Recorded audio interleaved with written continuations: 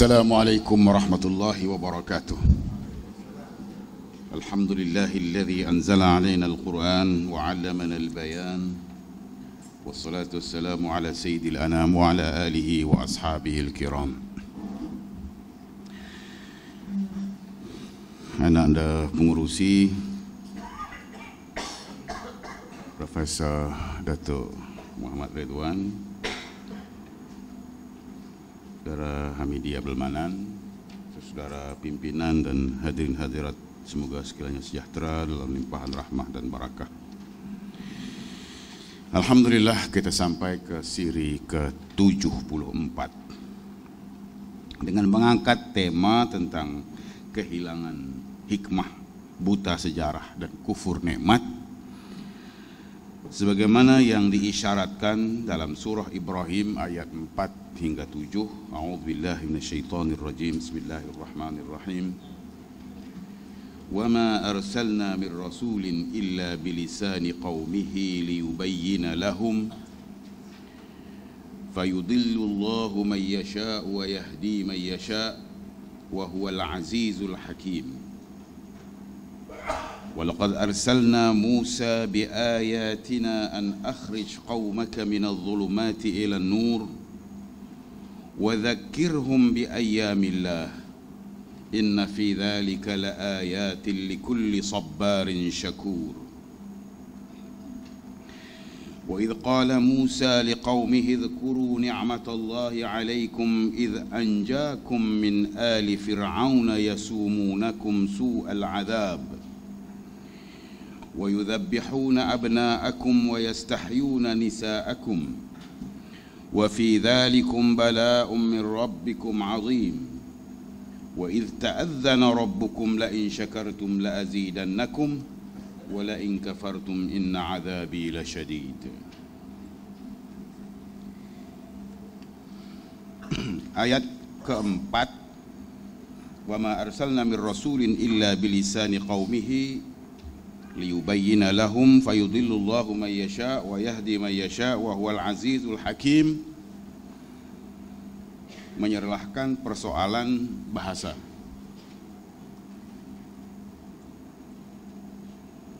Bahasa yang seharusnya dipakai dalam melaksanakan misi ikhrajun nas minaz zulumati ilan nur.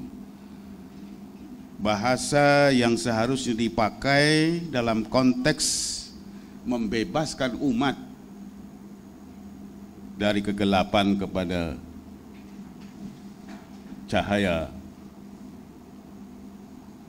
Seluruh para rasul pada umumnya membawa misi yang sama, ikhrajun nasi minaz zulumati ilan nur, yaitu pembebasan manusia dari gelita kesesatan dan kejahilan untuk dibawa ke dalam benderang cahaya ilmu dan kebenaran.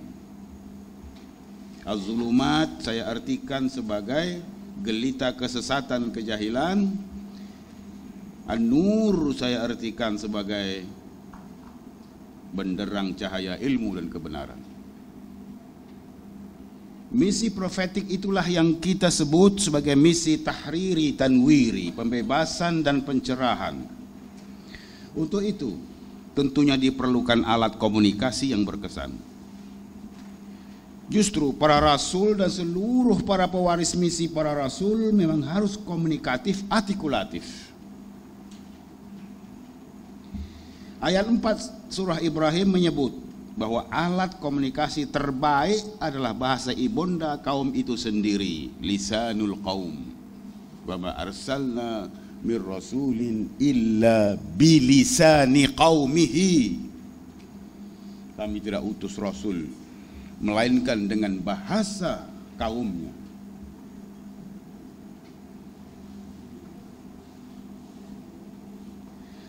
Hanya dengan pengantar bahasa ibunda, message tahriri tanwiri itu dapat disampaikan dan difahami dengan jelas dan tepat, mudah dan cepat. Jadi untuk memastikan message sampai dengan jelas dan tepat, mudah dan cepat, maka pilihan terbaik adalah bahasa ibunda.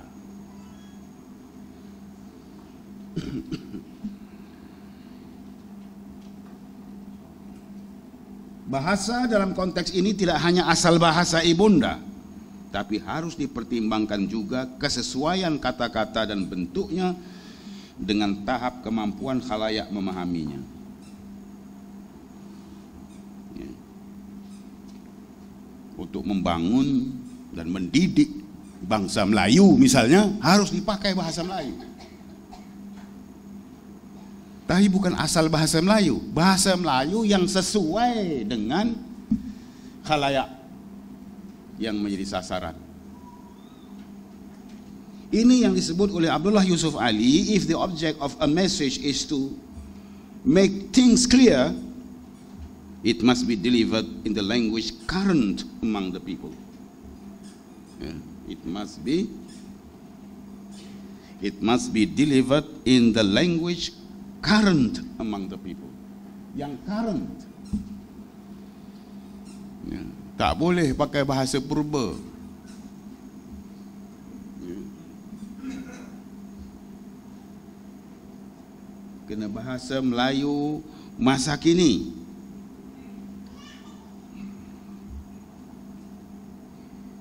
Ya. Through them, it can reach all mankind. There is even wider meaning for language. It is not merely a question of alphabet, letters, or words. Each age of people or world in a psychological sense casts its thought in a certain mold or form. God's message, being universal, can be expressed in all molds and forms and is equally valid and necessary for all grade of humanity, and must therefore be explained to each according to his or her capacity or receptivity. In this respect, the Quran is marvelous. It is for the simplest as well as the most advanced. Jadi, kita harus memahami setiap tahap usia punya bahasanya sendiri. Bahasa anak-anak, bahasa orang remaja, bahasa orang tua tidak sama. Bahasa university dengan bahasa kampung Stenggan juga tidak sama. Jadi ini harus diperhitungkan dalam membawa misi ikhrajun nas minadh dhulumati ila nur, membebaskan manusia dari gelita kesesatan dan kebatilan kepada benderang cahaya ilmu dan kebenaran.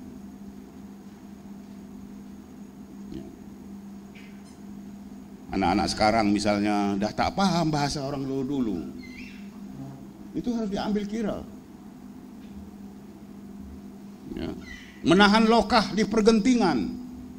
Banyak anak-anak sekarang tak paham, tak pernah tengok lokah. Lokah itu apa? Jadi harus dikemas kini.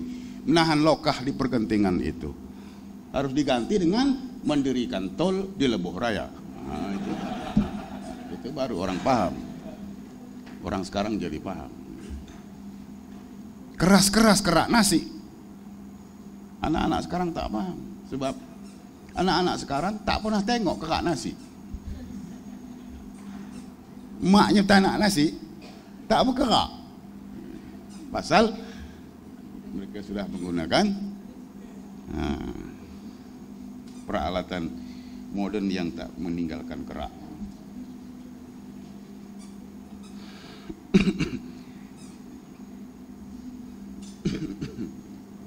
Jadi itulah,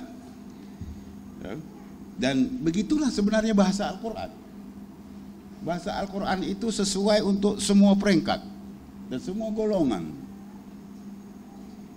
Semua orang boleh dapat menikmati Al-Quran, dari orang yang paling simple kepada orang yang paling advance.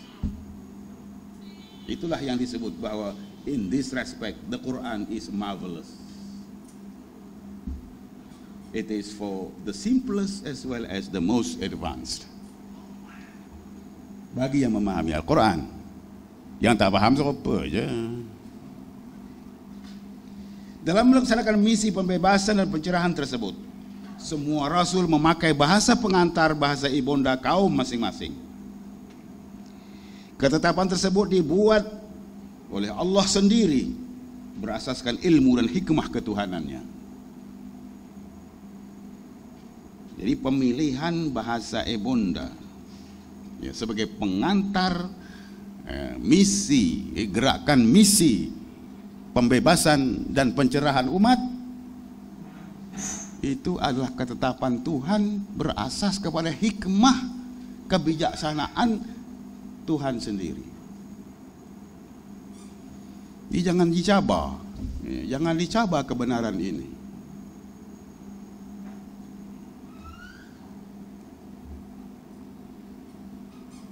Membangun bangsa dengan meminjam bahasa asing itu bertentangan dengan hikmah ketuhanan yang mengajar para rasul agar menyampaikan dakwah, agar melaksanakan misi pembebasan dan pencerahannya dengan bahasa kaum itu sendiri. Tak boleh pakai bahasa orang lain.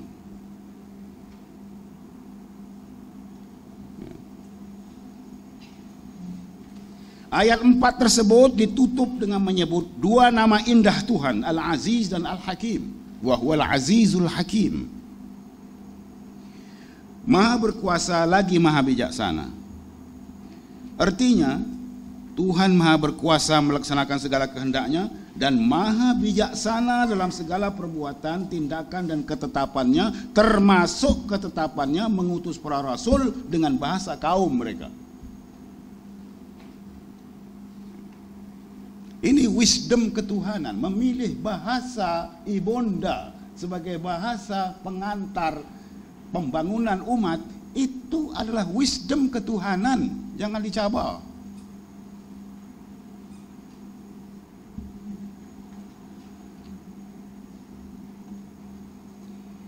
Jika objektifnya ialah untuk menjadikan gerakan pembebasan dan pencerahan itu merata dan merakyat, maka pilihan satu-satunya ialah pemakaian bahasa ibunda, bahasa pribumi atau bahasa lokal. Pemakaian bahasa asing tidak mungkin membawa hasil pembebasan dan pencerahan yang merata dan merakyat. Tidak mungkin. Strategi pemakaian bahasa asing seperti bahasa Inggris dalam konteks Malaysia misalnya, hanya mungkin membentuk segelintir kaum elit yang tercabut dari akar kaum dan bangsanya.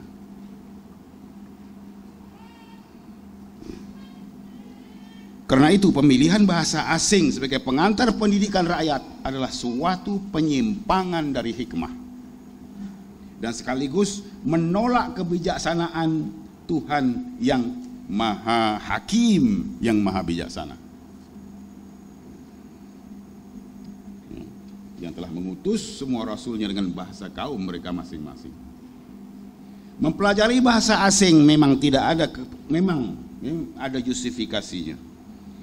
Mempelajari bahasa asing memang ada keperluannya, tapi ia tidak boleh mengambil alih peranan bahasa ibunda. Kita boleh berinovasi atau melakukan pelbagai eksperimen, tapi jangan sampai kehilangan wisdom. Saya pikir ya, kita telah membuat keputusan yang tepat apabila kita menjadikan bahasa Melayu sebagai pengantar pendidikan, khususnya dalam rangka membangun umat dan bangsa Melayu.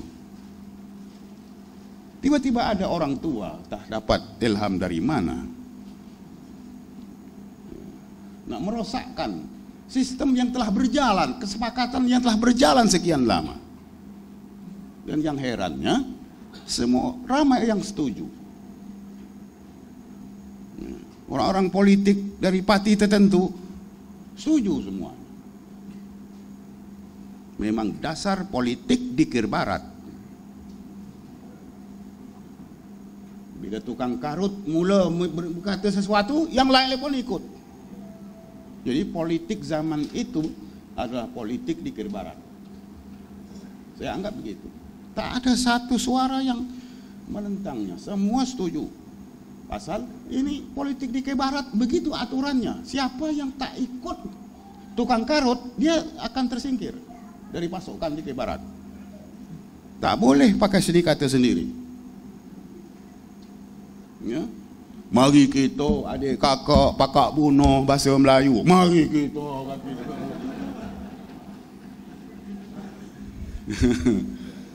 bahasa Melayu, bahasa kampung tak boleh jadi bahasa ilmu. Bahasa Melayu, bahasa kampung ikutlah.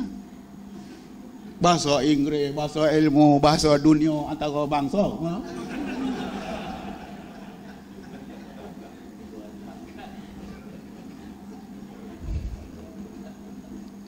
Politik di Barat.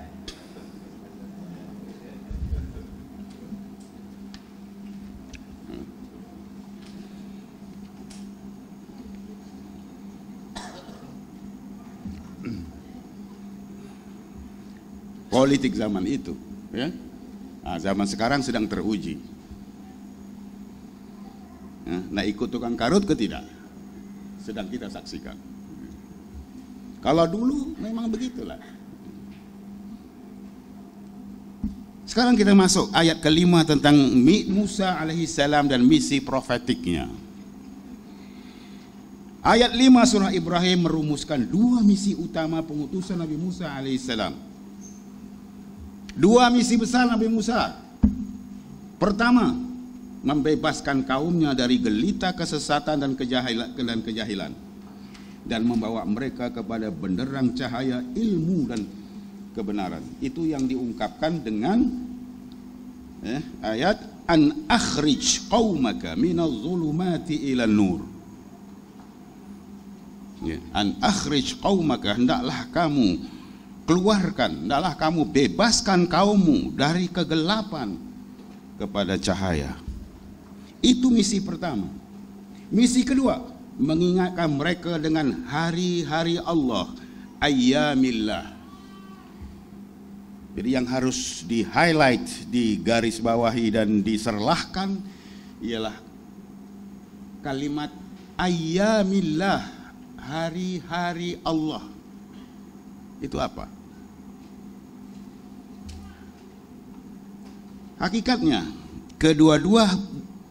keduanya bukan misi eksklusif Musa alaihissalam semata-mata, tapi misi bersama para rasul keseluruhannya. Rasul sallallahu alaihi wasallam juga membawa misi yang sama, yang terumus pada dua misi besar itu. An akhrij qaumaka minadh dhulumati ila nur wa dzakirhum bi ayyamillah. Ya. Yang pertama, ya, an akhrij qaumaka minadh dhulumati ila nur, pembebasan umat dari kegelapan menuju cahaya. Dan yang kedua, wa dzakirhum, memberikan peringatan, memberikan kesadaran tentang ayyamillah, hari-hari Allah. Apa itu hari-hari Allah? Nanti akan kita lihat.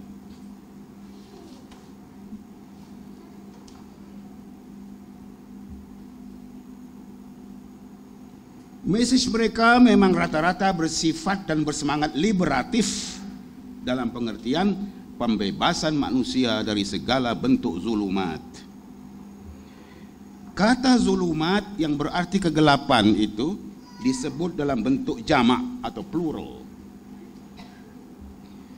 Karena kenyataannya kegelapan memang pelbagai. Kesesatan, kejahilan, kezaliman, kesempitan, kemiskinan, kesakitan, kemunduran, kekotoran, kebiadaban dan sebagainya, semuanya itu adalah zulumat. Kali itu dipakai kata jamak, zulumat.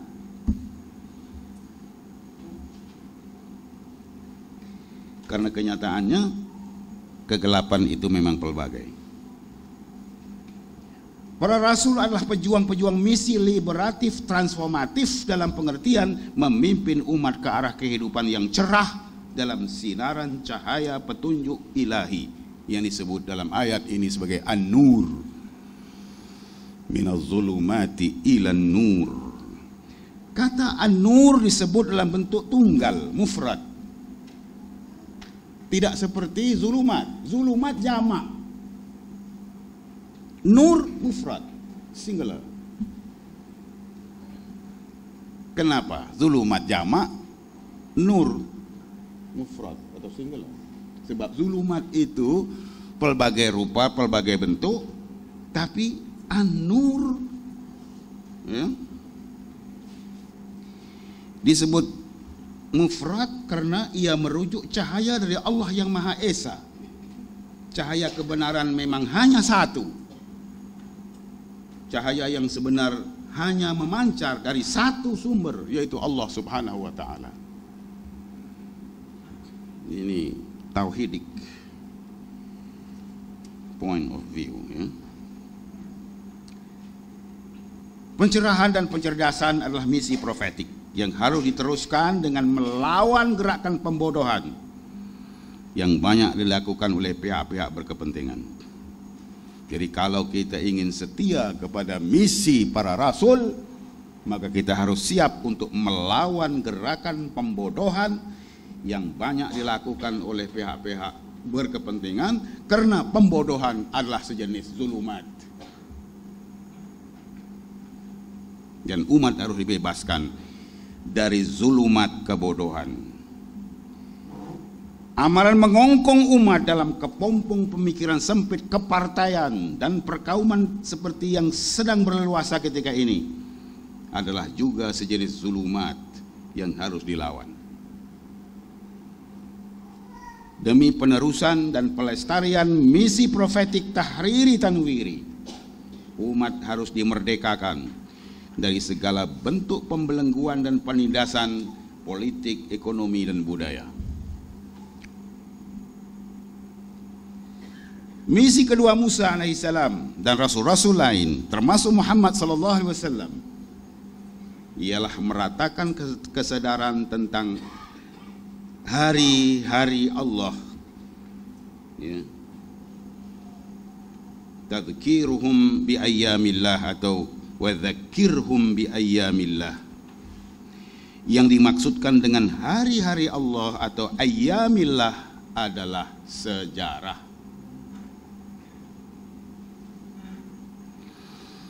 Ya, ayyamillah itu maksudnya sejarah, hari-hari Allah. Itu bahasa Al-Quran tentang sejarah, yaitu ketika Allah pada hari Allah memperlihatkan peristiwa fenomenal yang syarat dengan arti dan pengajaran. Peristiwa yang menyerahkan kekuasaannya secara luar biasa, baik berupa pencurahan nikmat atau penimpaan laknat. Peristiwa penting yang membawa impak besar terhadap kehidupan dan nasib masa depan sesuatu bangsa. Itulah ayyamillah, hari-hari Allah.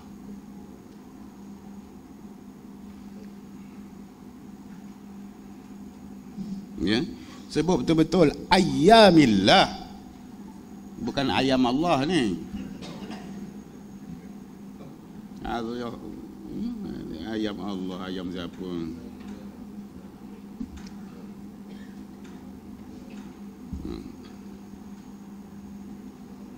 Dalam kaitan ini Abdullah Yusuf Ali mengulas the days of God, ayyamillah, ya?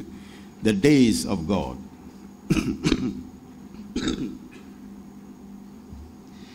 The days when God's mercy was specially shown to them. Every day and every hour and every minute, God's grace flows to us abundantly. But there are special events in personal or national history which may be commemorated as red letter days. Ya, memang setiap hari, setiap jam, setiap menit itu adalah jam dan hari dan menit Tuhan. Tapi ada special event di antara hari-hari dan jam-jam dan menit-menit itu, ya, yang punya high impact, yang punya kesan besar dalam kehidupan manusia. Itulah yang dimasukkan dengan ayyamillah, ya, yang harus dikenang, ya, yang harus dihargai dan harus diabadikan dan dicatat dengan tinta as red letter days. Ya, apa maksud red letter days ni? Aja semua. Penting lah tu agaknya. Itu ajalah. Bahasa Inggeris Sungai Ramai Dalam ni gitulah. Kesedaran sejarah sebagai bahagian penting dari misi para rasul dapat disaksikan dari banyaknya paparan kisah-kisah atau al-qasas umat silam dalam kitab-kitab yang diturunkan Allah melalui rasul-rasulnya. Ya. Baik Taurat, Injil, Zabur, khususnya Al-Quran, banyak sekali mengandungi kisah-kisah umat silam. Untuk apa? Yang disebut qasas, kisah-kisah itu tidak lain adalah sejarah. Ya, tidak lain adalah sejarah. Jadi artinya sejarah adalah komponen penting kitab-kitab suci, termasuk Al-Quran. Jangan siapa meremehkan sejarah, karena sejarah adalah komponen penting kitab-kitab suci, termasuk Al-Quran.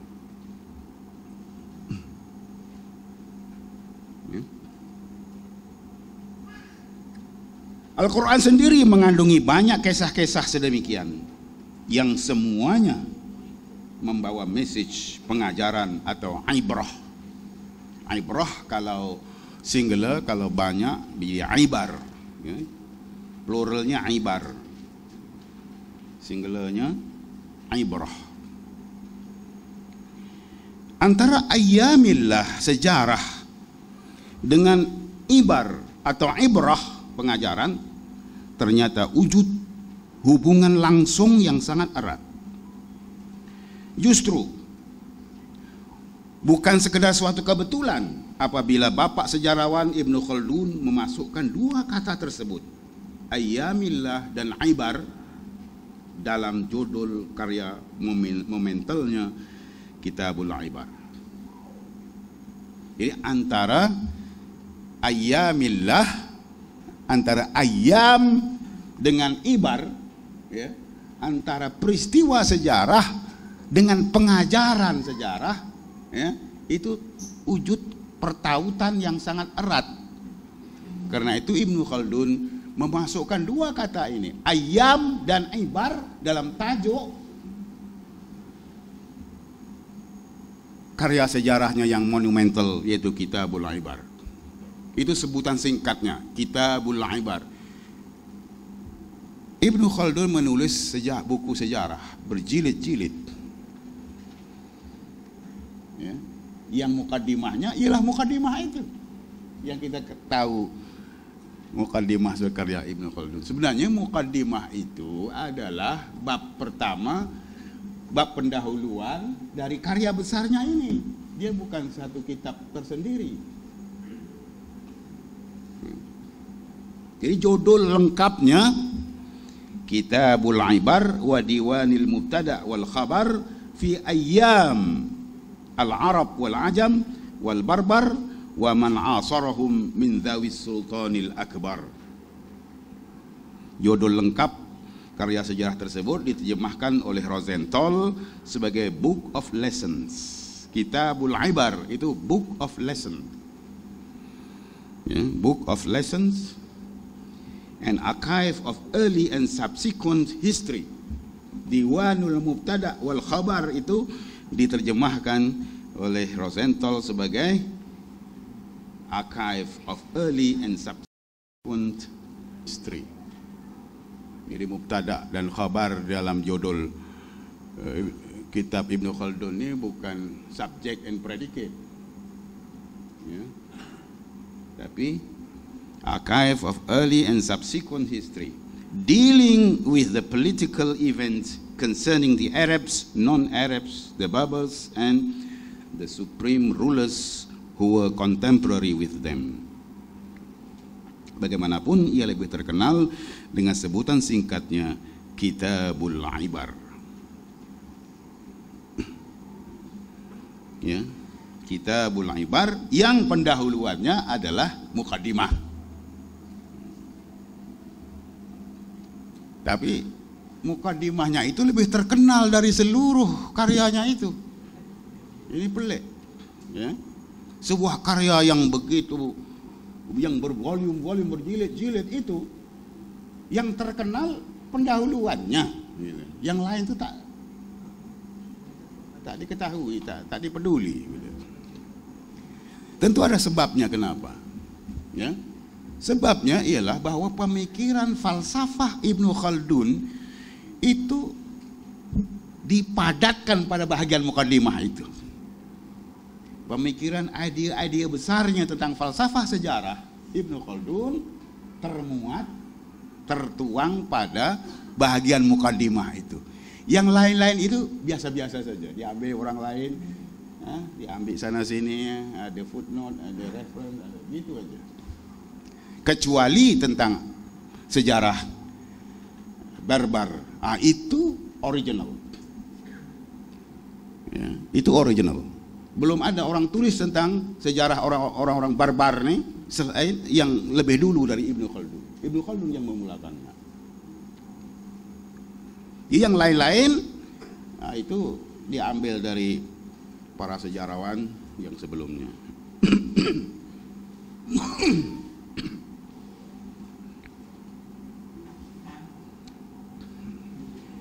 Sebagaimana yang diisyaratkan dalam judul karya tersebut, sejarah menurut Ibnu Khaldun mempunyai dua dimensi, lahir dan batin. Ya, jadi sejarah menurut Ibnu Khaldun lahu zahiruhu wa batinuhu. Ada zahir, ada batin.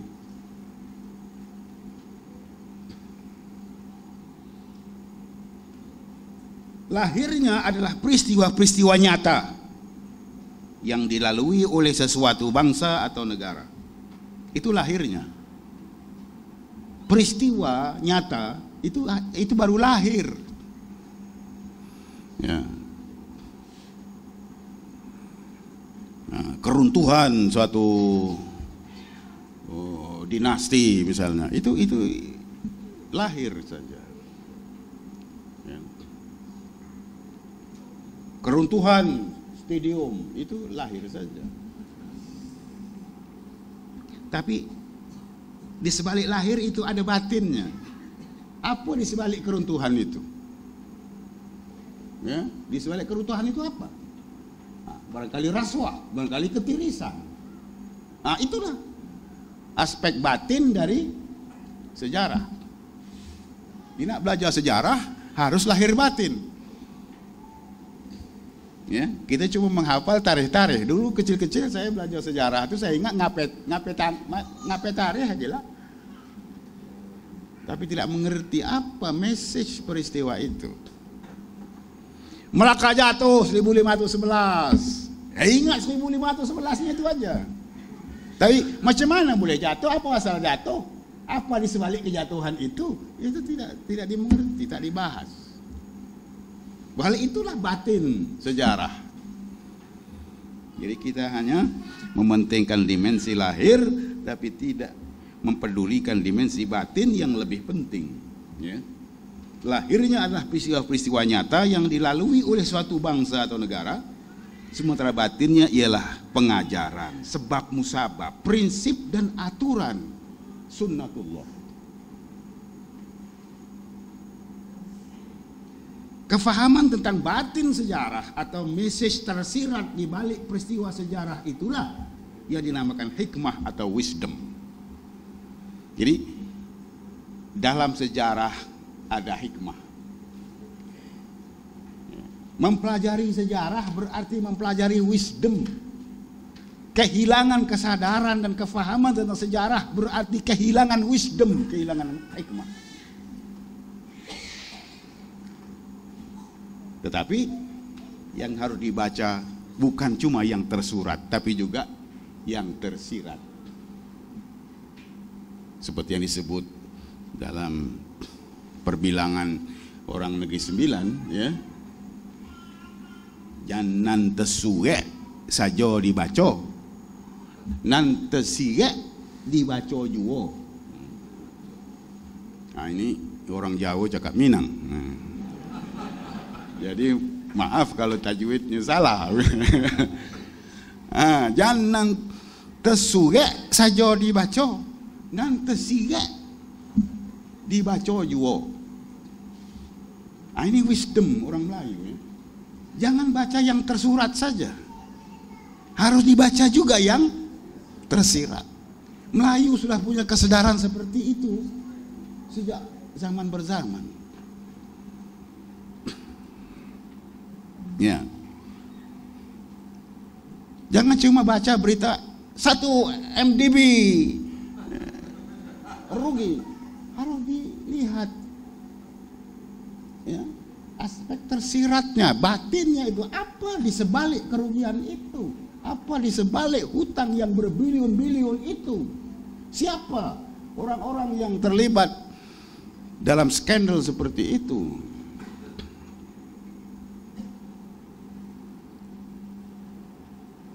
Ya.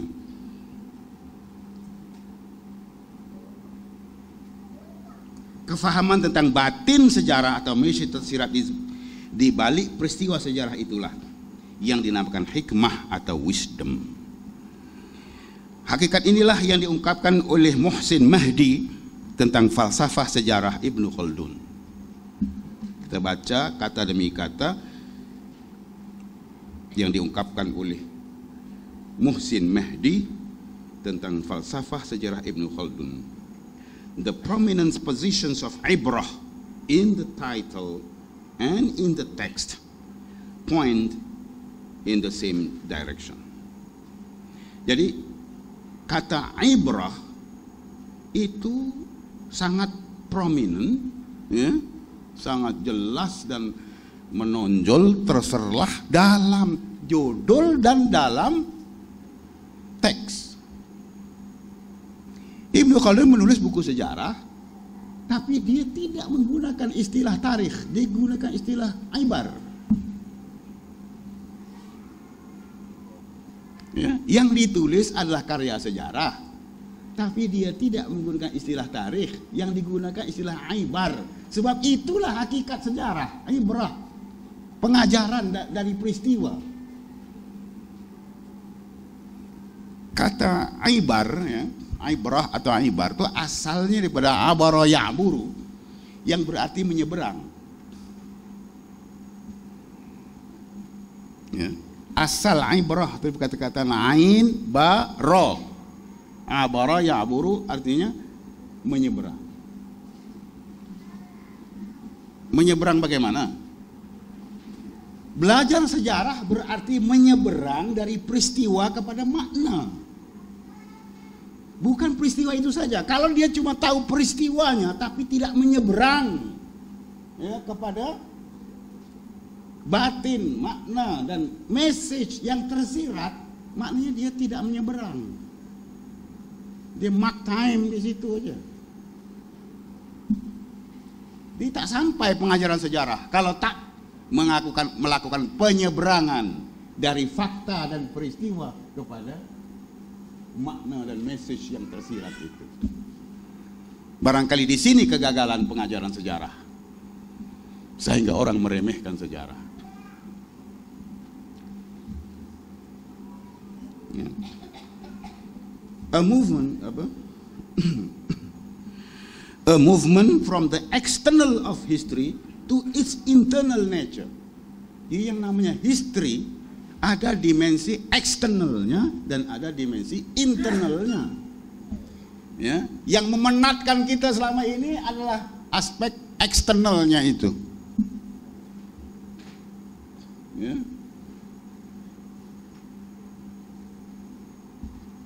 A movement, ini yang itu yang menyeberang tadi. A movement from the externals of history to its internal nature. Ibn Khaldun specifically identifies this effort with scientific or philosophic investigation and calls it a part of wisdom. Jadi sejarah itu isinya wisdom, hikmah, kebijaksanaan. Hilang sejarah, hilang wisdom. Ya, hilanglah hikmah, hilanglah kebijaksanaan. Ibrah, therefore, is not only the link between history and wisdom, yeah, but also the process through which history is contemplated with the aim of understanding its nature and utilizing the knowledge thus gained in action. Demikianlah hakikat peri pentingnya belajar dari sejarah sebagai bahagian daripada agama. Belajar sejarah adalah bahagian dari agama, bahagian dari tuntutan agama.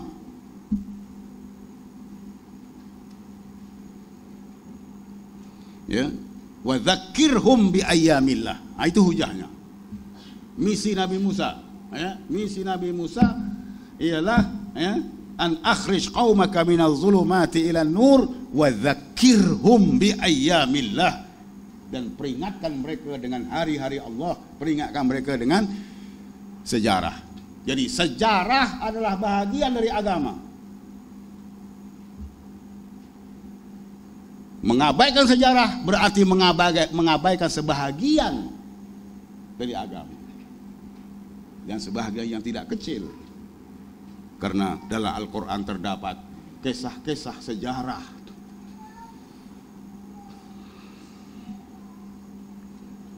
Ya. Jadi misi para rasul, ya, membawa kesedaran sejarah itu.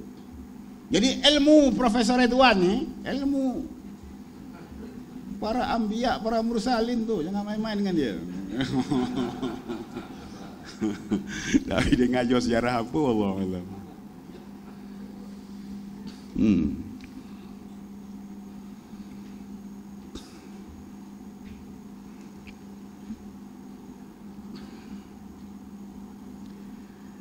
Meremehkan sejarah berarti mengabaikan komponen penting Al-Quran dan mengenepikan misi besar para rasul.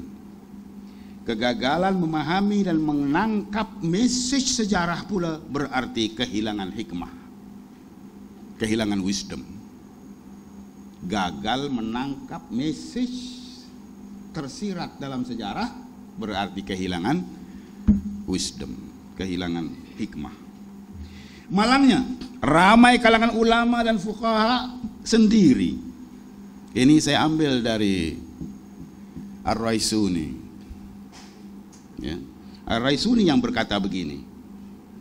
Ya. Ar-Raisuni yang berkata, malangnya ramai kalangan ulama dan fuqaha sendiri yang gagal melihat kepentingan sejarah seperti yang diungkapkan oleh Ibnu Khaldun itu. Demikianlah gejala yang melatari usaha muhaddis besar Al-Hafiz Samsuddin As-Sakhawi. Ini ulama besar nih, As-Sakhawi ini, yang mempertahankan ilmu sejarah dengan menghuraikan objektif dan manfaatnya. Usaha membela sejarah dari celaan setengah ulama, dari setengah kalangan fuqaha itu dilakukannya menerusi karya terkenalnya Al-I'lan bit-Tawbikh liman dhammat tawrikh, pernyataan tempelak terhadap mereka yang mencela sejarah. Orang dulu tulis kitab tajuknya keras-keras, ya, Al-I'lan bit-Tawbikh liman dhammat tawrikh, pernyataan tempelak terhadap mereka yang mencela sejarah. Artinya memang ada orang yang meremehkan sejarah sejak dulu, termasuk al-ulama wal fuqaha, dan itu yang disanggah oleh As-Sakhawi dengan karyanya ini, ya. Yang betul-betul ulama sedar tentang sejarah itu Ibnu Khaldun dengan judul tadilah Kitabul Ibar yang panjang tuh, judul kitab karya akademik. Tak apa nih, kalau panjang itu biasa,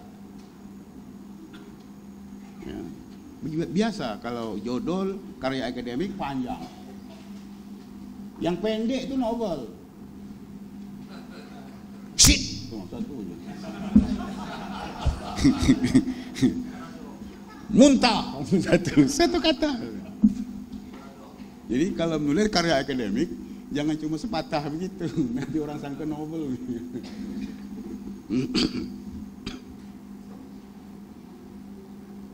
Jadi kesalahan sejarah itu sekarang mulai disadari, ya, di kalangan yang lebih luas, termasuk dalam bidang orang-orang korporat. Ada tanda-tanda orang korporat sekarang ini, orang syarikat-syarikat, company-company besar ini, mulai menyadari the importance of history. Saya baca Harvard Business Review, ya, sebuah jurnal bisnis, walaupun tak pernah buat bisnis, tapi beli juga jurnal bisnis ni. Mahal pula tu, RM70 satu.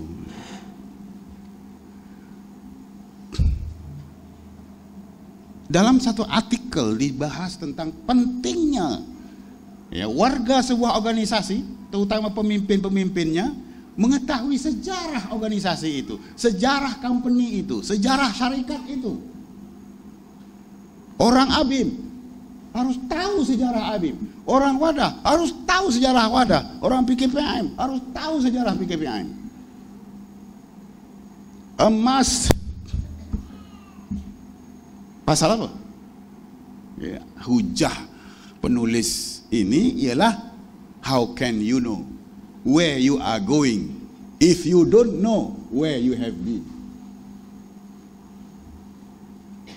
Bagaimana kamu akan tahu kemana nak pergi kalau kamu tidak pernah tahu dulu kamu di mana?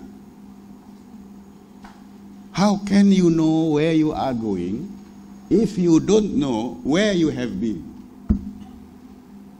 Jadi untuk tahu kemana nak pergi, harus tahu kamu dari mana tadi. Ya? Kamu dari mana tadi? Jadi akibat tidak tahu masa lalu, maka tak tahu nak kemana masa depan. Ya. Orang tak tahu sejarahnya 30 tahun yang lalu, tiba-tiba sekarang nak balik semula ke sejarahnya yang 30 tahun yang lalu itu. Itu kan buta sejarah. Ya. Buta sejarah.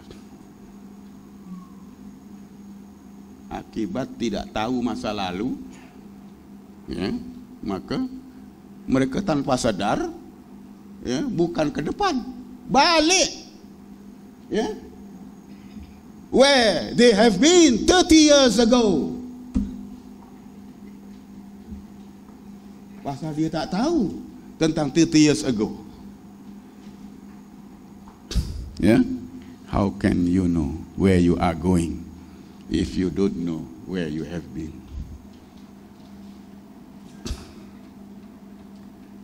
Ya, tak tahu sejarah tahun 70-an, kebangkitan Islam, Islamic Resurgence tahun 70-an.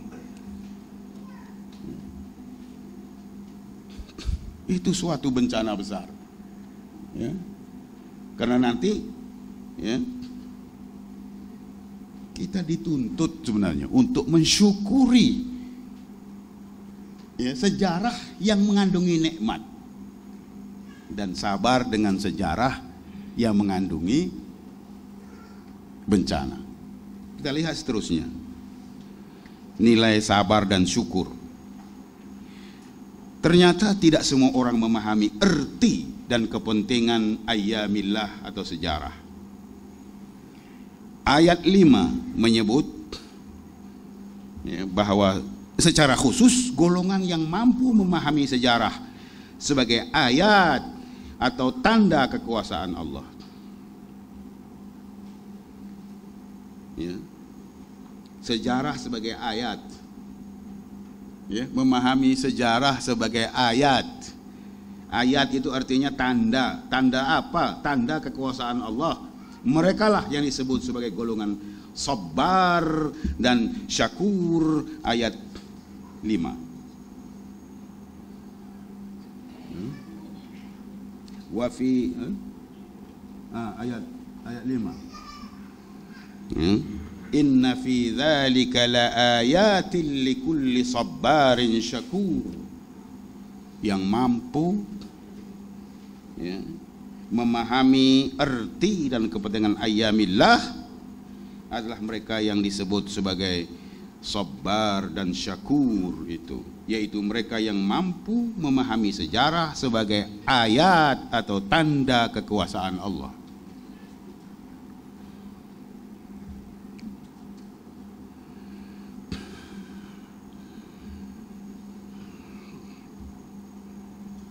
Merekalah yang disebut sebagai golongan sabar dan syakur, penyabar dan banyak bersyukur.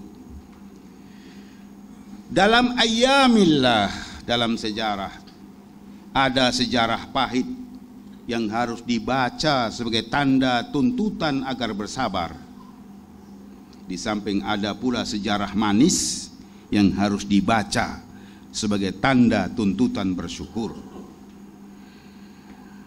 Mengenai kata sabar dan syakur, Abdullah Yusuf Ali menjelaskan, sabar is the intensive form.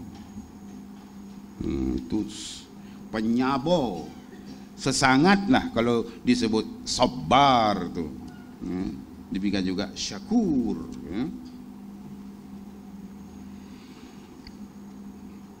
And includes all the ideas implied in sabr in an intensive degree. Syakur and Syakir. Syakur and Syakir have in them the idea of appreciation, recognition, gratitude as shown in deeds of goodness and righteousness. Both terms are applied to God as well as to man. A slight distinction in shades of meaning may be noted. Syakur implies that the appreciation is even for the smallest favors and response on the other side. It is a mental attitude independent of specific facts. Syakir implies bigger and more specific things. Maksudnya yang namanya sabar dan syakur itu adalah mental attitude. Maksudnya bukan cuma sekedar satu perbuatan. Ya. Alhamdulillah. Bukan sekedar satu ucapan, tapi satu mental attitude, satu sikap mental mensyukuri nikmat. Satu watak. Ya, watak bersyukur. Bukan cuma satu sebutan atau satu perbuatan. Itu yang dimaksudkan dengan syakur itu. Ya. Peringatan tentang betapa berartinya ayyamillah dengan segala iktibar dan pengajarannya segera diikuti dengan contoh salah satu bentuk ayyamillah dalam sejarah Bani Israel. Kita masuk ke ayat 6 yang merakamkan catatan bagaimana Musa alaihissalam melaksanakan misi memperingatkan kaumnya tentang pengalaman ayyamillah yang telah mereka lalui, yaitu nikmat pertolongan Allah yang menyelamatkan mereka dari azab penderaan Firaun ke atas mereka. Babak sejarah yang mereka tempuh itu membawa mesej ujian. Sabar ketika ditimpa bencana penindasan kejam, dan syukur ketika Allah menyelamatkan mereka dari petaka tersebut.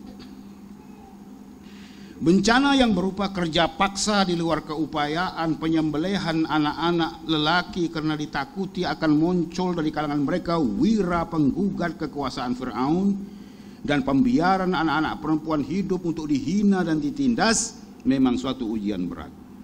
Semuanya harus disikapi dengan sabar. Bukan sabar dalam pengertian menerima kezaliman dan merelakan penghinaan, tapi sabar dalam pengertian ketahanan menanggung derita tanpa mengalami al-hazimatun nafsiyah atau psychological defeat atau kekalahan psikologis, dan tanpa putus asa dari usaha membebaskan diri. Itu maksud sabar di situ. Bukan sabar kan perak, sabar dah. Ya. Itu maksud sabar di sini.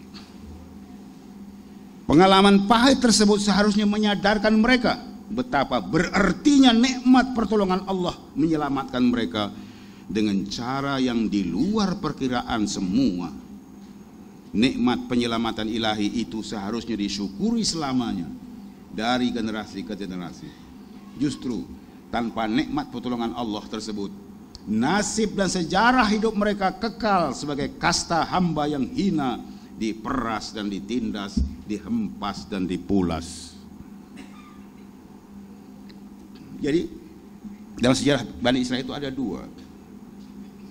Satu ayyamillah yang berupa penderaan, yang kalau nanti terjadi lagi harus sabar dalam pengertian yang tadi telah kita sebut. Dan satu lagi ayyamillah ialah pertolongan Allah yang harus disyukuri dari generasi ke generasi. Tadi saya sebut tentang kebangkitan Islam tahun 70-an. Yang saya rasa inilah salah satu ayyamillah dalam sejarah bangsa Melayu. Dalam sejarah bangsa Melayu, kebangkitan Islam tahun 70-an adalah salah satu ayyamillah. Apabila timbul gerakan menyadarkan umat Islam di Malaysia ini, ya, sehingga mereka melakukan proses re-Islamization, re-Islamisasi, sehingga berlakulah perubahan-perubahan yang sangat fenomenal dalam kehidupan umat Islam. Semuanya serba-serbinya mau Islam. Ya, anak-anak yang bertudung di sini, ya, barangkali tidak tahu betapa sakit dan susahnya kami memperjuangkannya tahun 70-an. Ya. Lalu berlakulah pada tahun-tahun 70-an 80-an itu suatu revolusi, ya, dakwah, ya, yang bukan revolusi, maksudnya revolusi dalam arti perubahan yang besar, ya. Ya.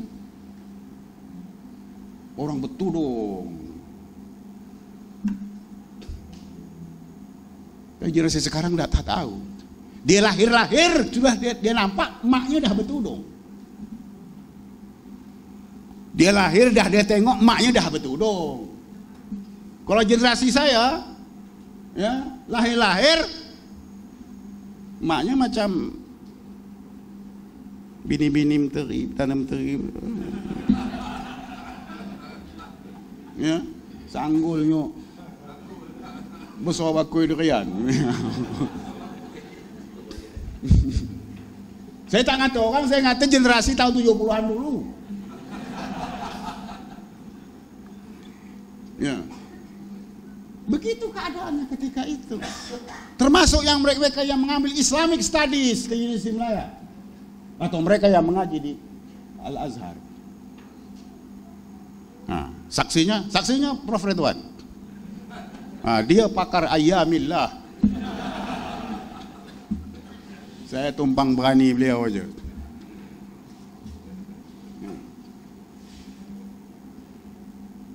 Jadi kalau kita gagal mengapresiasi, ya, betapa berartinya ayyamillah tahun 70-an itu, maknanya kita gagal mensyukuri satu nikmat. Tapi inilah yang terjadi sekarang.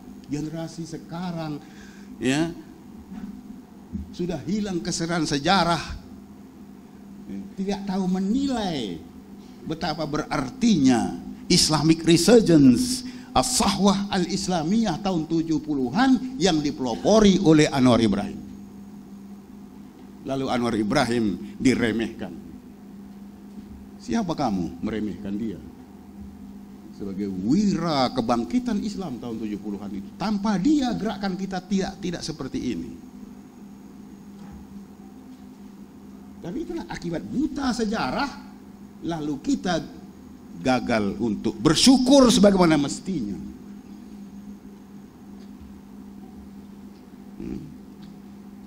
Seharusnya ya, peristiwa itu kita kenang dengan penuh syukur. Mujurlah ada peristiwa itu, lalu kita jadi baik begini.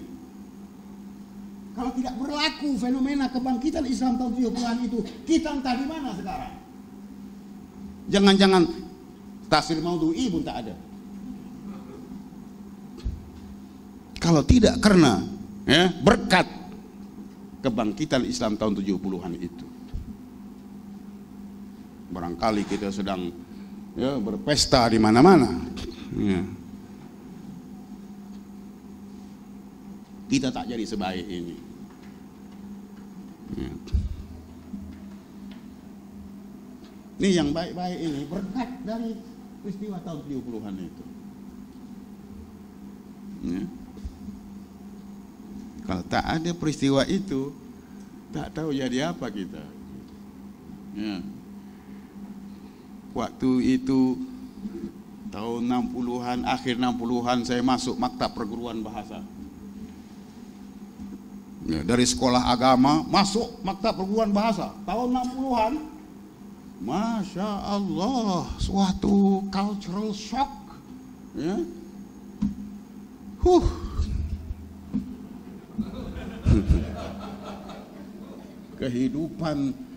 Kehidupan sosial yang alang kepalang memang boleh lari balik lah. Ya, tapi tak lari balik, tunggu, tapi mujurnya tak hanyut.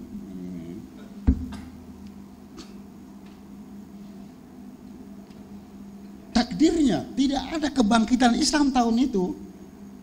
Barangkali keadaan tahun 60-an itu berlanjutan sampai sekarang. Dengan araknya, dengan tari menarinya, dengan pakaian yang tidak sopannya. Ya, tak ada assalamualaikum. Mana ada assalamualaikum? Itu kampungan. Becak. Ya, berucap bermula dengan assalamualaikum, alhamdulillah. Ini kampungan. Itu tahun 70-an atau 60-an. Assalamualaikum hanya dipakai oleh peminta-peminta sedekah. Ya, ketuk pintu, assalamualaikum, tempur. Itulah keadaannya tahun 70 sebelum 70-an itu. Jadi artinya, ya, wa dzakirhum bi ayyamillah, peringatkan mereka dengan hari-hari Allah, ya. Hari raya itu mungkin berupa bencana, mungkin berupa nikmat. Dan bagi saya ayyamillah tahun 70-an itu adalah pembawa rahmat dan nikmat yang harus kita kenang dan kita syukuri dan kita apresiasi mereka yang berjasa dalam babak sejarah tersebut.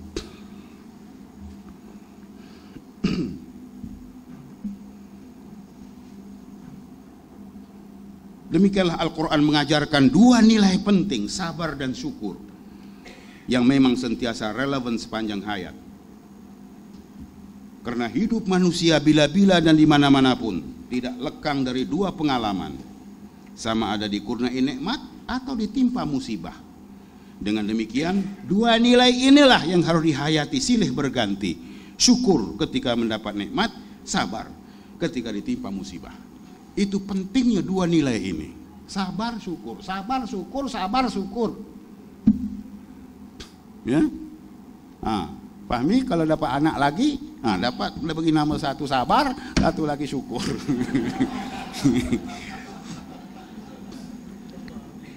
Dua nilai yang sangat penting. Bila-bila masa pun, dua nilai ini yang kita pakai.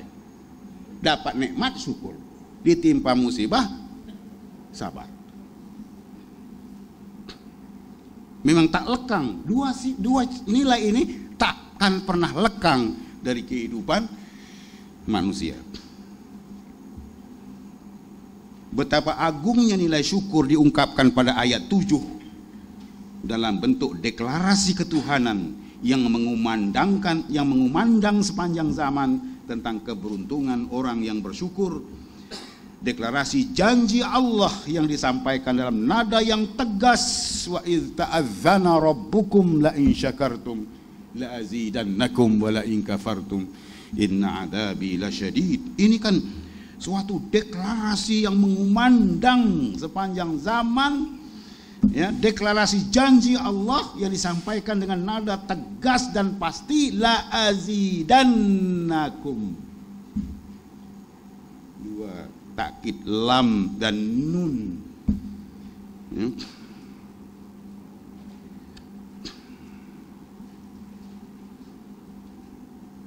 Ya. Bahwa siapa yang bersyukur niscaya akan bertambah-tambah nikmat yang diperolehinya. Bagi manusia mukmin, ayat 7 surah Ibrahim ini menumbuhkan keyakinan kedamaian jiwa, karena ia adalah janji Allah yang tidak mungkin dimungkiri. Ini bukan sebarang janji. Janji ini bukan sebarang janji. Ini janji ilahi, bukan janji politik, ya.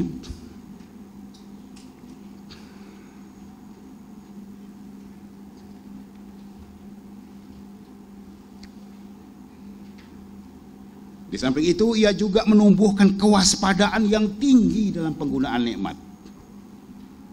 Ya.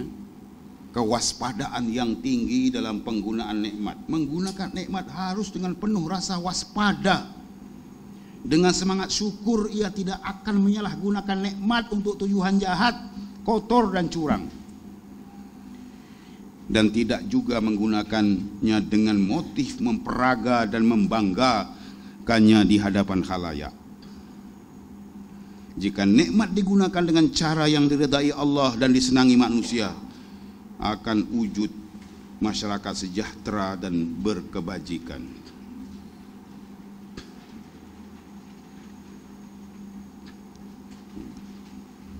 Jadi kalau seorang itu syakir atau syakur, ya, berwatak, bermental attitude, mensyukuri nikmat, dia itu akan tumbuh satu kewaspadaan. Setiap kali dia nak berbelanja, ya, dia akan ya, sangat waspada. Ini harus, nikmat ini harus disyukuri. Beginikah cara bersyukur? Ya. Dengan membazir, membeli yang tidak misalnya, yang tidak perlu. Jadi orang yang bersyukur, dia menyeluk poketnya untuk berbelanja, dia akan waspada. Ya, ini nikmat Allah yang harus disyukuri. Apa betul cara aku bersyukur? Dengan membeli, ya, cincin berjuta-juta, jam beratus-ratus ribu.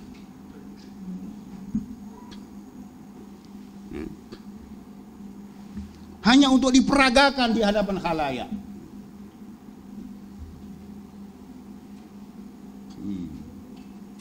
Bukan tak boleh beli cincin. Saya pun beli cincin, tapi beli 2-30 rial di Madinah. Tujuannya, setiap kali saya tengok cincin ni, saya teringat Masjid Nabawi, saya teringat Raudhah. Itulah tujuannya. Tak boleh beli jam. Saya pun pakai jam Rolex, tapi 120 rial. Tujuannya, setiap kali saya tengok jam ni, saya teringat Masjidil Haram, saya teringat tawaf, sa'i. Itu aja.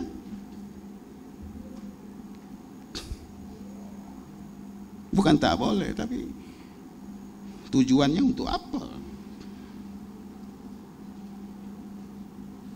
Janji penambahan nikmat untuk mereka yang bersyukur diimbangi dengan peringatan keras terhadap mereka yang kufur nikmat, bahwa mereka akan didera dengan azab yang pedih. Kufur nikmat boleh berlaku dalam berbagai bentuk. Antaranya termasuklah sikap tidak mensyukurinya atau mengingkari hakikat bahwa Allah sebagai pengurnia nikmat yang dia peroleh itu. Kufur nikmat berlaku apabila seseorang itu berasa bahwa nikmat atau kejayaan yang diraihnya adalah hasil usaha, ilmu dan kemahiran diri pribadinya sendiri. Ya. Dia merasa itu adalah hasil usahanya sendiri. Itu adalah hasil kebolehan dan ilmunya sendiri. Itu cara berpikir Qarun, yang apabila mendapat kekayaan dia merasa qala innama utituhu ala ilmin indi. Aku mendapat harta sebanyak ini karena aku ada ilmu mencari duit. Dia tidak merasa bahwa pengurniannya adalah Allah, dan dia tidak merasa bahwa kalaupun dia punya ilmu untuk mencari duit, siapa yang menganugerahkan ilmu mencari duit itu kepada dia? Tapi dia kata ala ilmin indi. Ini dalam surah Al-Qasas ayat 78.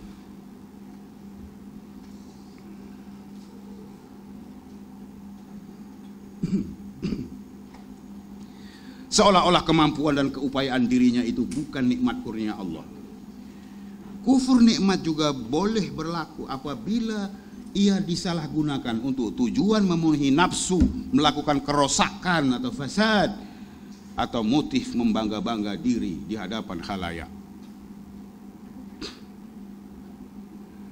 Ya. Azab yang keras yang pada hujung ayat ke-7 itu, inna azabi lasyadid. Ya, inna azabi lasyadid. Ya, al-azabus syadid yang akan ditimpakan ke atas mereka yang kufur nikmat juga boleh berlaku dengan berbagai rupa. Ada yang dihilangkan sama sekali. Kalau nikmat itu berupa harta misalnya, ada yang dihilangkan sama sekali hartanya. Ya. Kalau nikmat itu berupa ya, pangkat, ya, dihilangkan sama sekali pangkatnya. Ada yang dikekalkan zahirnya, tetapi dihilangkan kesan rasa nikmatnya. Ya. Harta yang dikurniakannya itu kekal ada, tapi rasa nikmat dengan harta itu hilang. Artinya dia tersiksa dengan kekayaannya itu. Ya. Dia tersiksa dengan kekayaannya itu.